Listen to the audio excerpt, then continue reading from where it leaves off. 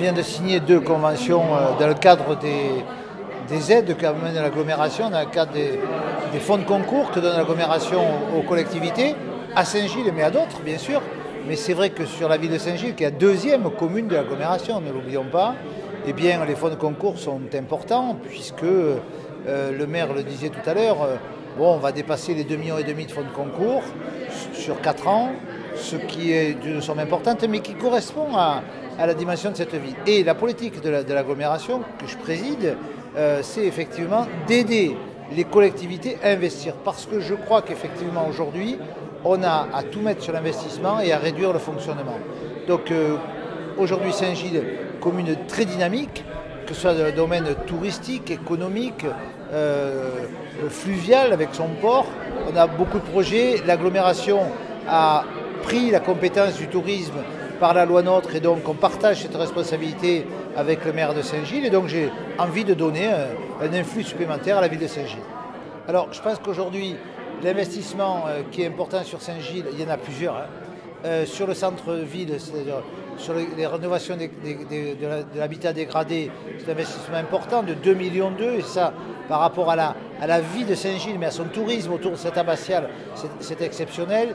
La station d'épuration, c'est un dossier qui date de 2004, donc 13 ans, très long. On s'en est sorti, on a vraiment mis les bouchées doubles là-dessus.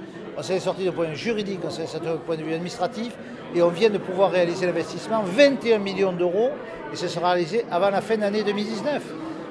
Et un très beau projet aujourd'hui, qui est un espoir important pour la ville. On vient de lancer une étude complète sur le port de Saint-Gilles. Je pense que là, il y a vraiment, d'un point de vue développement économique et touristique, un objectif fantastique pour Saint-Gilles, mais aussi pour l'ensemble de la métropole, parce que Saint-Gilles peut être un point d'arrêt, de départ ou d'arrivée important sur le canal du Rhône à 7.